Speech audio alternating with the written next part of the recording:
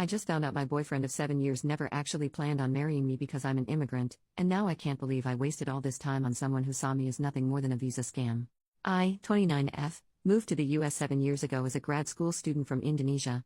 I met my boyfriend, 30M, a few months after I moved, and we've been together ever since. My boyfriend is a US citizen. After I graduated, we had a serious discussion about where our relationship was headed. I made it very clear that I wanted to eventually get married and have children. My boyfriend echoed the sentiments. I remember asking him if he saw that happening with me because I didn't want to be in a relationship with no future. He told me he loved me, and that we were definitely headed in that direction. As of last week, we've been dating for 7 years. We've occasionally talked about marriage, but we were both busy with our respective careers, so the timing didn't seem quite right. However, recently my company announced that there's a chance that my department's work will be outsourced. I'm on an H-1B visa, temporary worker, so this means that I need to start looking for a job as soon as possible if I want to continue staying in the US. Last week during our anniversary I brought this up. I asked him if he thought it was the right time to think about getting married, as that will also help with sorting out my visa issues. He looked like he was about to vomit. After much prodding, he confessed that he wasn't planning on us getting married before I was able to get a green card, permanent resident, in the US. I was incredibly confused because he'd never mentioned this before. His reason was that he didn't want to be used as a visa mule, his words, not mine, by me, and that he wanted to make sure that I married him because I loved him and not because it was a ticket to getting to stay in the US, which can only happen when I get a green card. It took me a while to process what he said, and I asked him if he'd be okay to move to Indonesia with me, which he wasn't. As you can imagine, I didn't react well and ended up leaving because I couldn't deal with what just happened. I am still in disbelief. I started dating him because he was the kindest, most thoughtful and generous man I'd met. I now feel like I wasted 7 years. While the visa issues are certainly a problem, I did not date him with the intention of making him my safety net. I cannot believe that even after nearly a decade together, he doesn't know what kind of person I am. I feel like this relationship is possibly over and it hurts. It hurts so much. Update, 10 days later. A few days back I made a post about how my boyfriend of 7 years didn't want to marry me because I was an immigrant on an H-1B, and he didn't want to be a visa mule. I got a lot of wonderful comments and DMs, a few trolls too, but that's expected from Reddit, haha. Because the thread got locked and the post was subsequently removed, because I have a low karma account, I was unable to respond to anyone. I'm posting this update to do that, plus add in some more things that have transpired since. First I want to address some of the stuff in the comments. I've been on an H-1B visa for a bit more than 2 years now. I was on STEM OPT for about 3 years after grad school. I had terrible luck with the H-1B lottery and I got one in the last round I was eligible to apply in. Secondly, getting PR in the US is not easy. I know people who've been here for 15 plus years who are still waiting for their PR. And for those of you who DM me calling me a gold digger, you guys made me LOL. I am aware of the legalities around sponsoring a spouse for a PR, including the financial aspect. It shouldn't have been a problem for the following reasons. 1. I'm a STEM major who recently shifted into management. I work for a large company and I do quite well for myself. My boyfriend is a teacher and our incomes are not comparable. He earns around $60,000. I earn close to $300,000. 2. We've been living together for about 6 years. We have a shared account to pay for expenses like rent and utilities that we both deposit a percentage of our salary into. The rest of our money goes into our own private accounts and we don't manage each other's money. 3. Because I'm pretty frugal, I've saved up quite a bit of money in the form of savings and investments. If my boyfriend was worried about the legality of sponsoring me financially for over 10 years, I would have happily discussed moving the money around. I was even considering buying a house, so we could have made that a joint ownership thing. The point is, we could have figured it out. I haven't relied on him financially ever, and I didn't intend on doing that in the future. I might not have considered everything, but you have to note that I thought about the marriage for visa thing very recently, only when the threat of possibly having to leave loomed over me. This isn't something I'd thought about in detail at all. Regarding my situation back home in Indonesia, I come from a very religious and conservative family and had a horrible childhood. My family doesn't support my career choices. I cut contact with my family when I moved to the US, so they are not in the picture at all. Also, I was on great terms with boyfriend's family, they loved me. Now, for the actual update, he is now my ex-boyfriend. I took a few days to collect myself and then reached out to him wanting to talk. He agreed. It turns out that he has been insecure about earning less than I did for a while. Apparently, his friends have been poking fun at our relationship, calling me the sugar mommy because I take care of most of the expenses. He never told me this until now. He apparently didn't feel like an equal because our pay differs so much and started feeling that I was only with him as a quick way to get a PR here.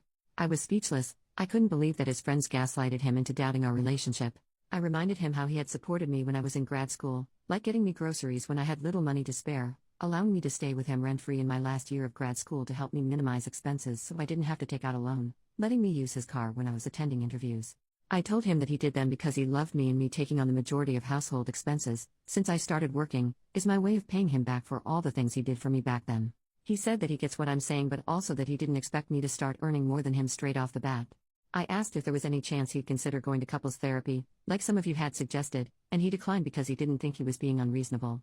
He said that he wanted to be the provider in a relationship and that he didn't feel like one in ours, so there's no going back from this unless I quit my job and found another that paid substantially less, which isn't going to happen. Well, long story short, we broke up. His family is in disbelief, they were hoping that he would propose soon. I've moved into an Airbnb for now. A little bit of good news to end this update with. My company offered me a similar role in a different department. However, this is based out of France, and there's a small decrease in pay. I've always dreamed about living in Europe and I've accepted this offer. I've signed the relocation agreement, and I'll move there in the next 8 to 12 weeks. A few comments. People took apart my update to point out a discrepancy. I first said, I haven't relied on him financially ever, and later, I reminded him how he had supported me when I was in grad school, like getting me groceries when I had little money to spare, allowing me to stay with him rent-free in my last year of grad school to help me minimize expenses so I didn't have to take out a loan, letting me use his car when I was attending interviews. I'm sorry for wording my feelings poorly. I never asked or expected my ex to help me buy groceries, or house me. I moved to the US to pursue a tech MBA from a top 20 school, and had scholarships and student loans that were going to help me cover the cost of tuition and living expenses, so at no point did I need him to help me. I knew I was going to have a financially difficult time for 2 years, and I was prepared for this. My ex, however, did not like that I was eating cold sandwiches and instant ramen most of the time and would bring me some groceries, vegetables, frozen food, and the like, because he wanted to make sure I was eating well. He was also the one who proposed the idea of me moving in with him, because he wanted us to live together, and also thought it would lower my stress levels. He was an extremely kind, considerate, and generous man, and it was one of the reasons I fell in love with him. I am extremely grateful for his support. But I wasn't relying on it. Had he not done any of the above, I would have managed. Second update, 1 year and 3 months later, I'm back with an update after about a year of moving to France. My previous posts are on my profile if you guys want to check them out. I absolutely love it here. The language barrier is very real, but I'm taking classes, and the people around me have been incredibly helpful. I've spent the last year experiencing all the good things Europe offers. I've visited multiple cities in France, Netherlands, Belgium, Spain, Portugal, Switzerland, Denmark, Germany, and Luxembourg. I cannot believe how gorgeous all of these places are, and the more time I spend here, the more I think about how fortunate I am to be able to experience this. I'm soon traveling to Italy, and I'm excited about everything. My work-life balance is also incredible. I was frequently putting in 10 to 12-hour work days in the US, and I can count on one hand the number of times I've had to work more than 8 hours a day here. I love the emphasis on personal time, and I cannot fathom going back to the way it was before. I haven't had the courage to get back into dating yet. My experience with the ex has left a really bad taste in my mouth. Even though immigration here is a lot easier than in the US and is not really one of my worries, the thought of things falling apart after putting in a significant amount of time and effort scares me. I'm considering therapy, but I haven't quite made the leap to do that yet. My ex reached out to me a few months after I moved. He faced a lot of backlash from his family after we broke up, and he wanted to discuss reconciliation because he realized the error of his ways. I told him exactly how he made me feel, and that I could no longer trust him. I had decided to move on, and advised him to do the same. He's had to downgrade his lifestyle as he could no longer afford to live the same way we did, and I could tell that it made him unhappy. Not going to lie, I did feel a pang of guilt and sadness after our conversation. But it is what it is. I got a bunch of DMs asking me about what I do. I have an undergrad in comp science, and after a year of working, I decided to pursue an MBA.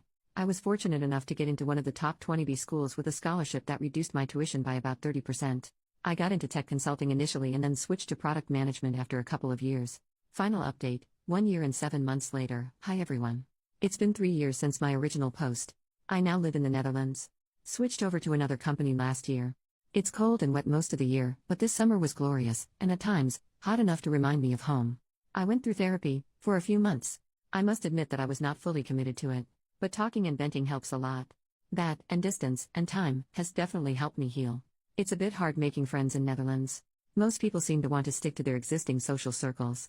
I have made a few friends through the expat community, but these friendships need more time and effort to become something worthwhile. I'm trying to date now. Signed up on a bunch of apps.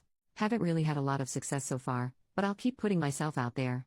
I still miss my ex sometimes, especially on days when I'm unwell.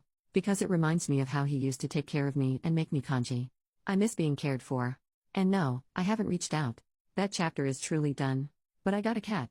She's a very loud girl. Here's a photo of her. Life is kinda good, I guess. I need more friends. Signing off.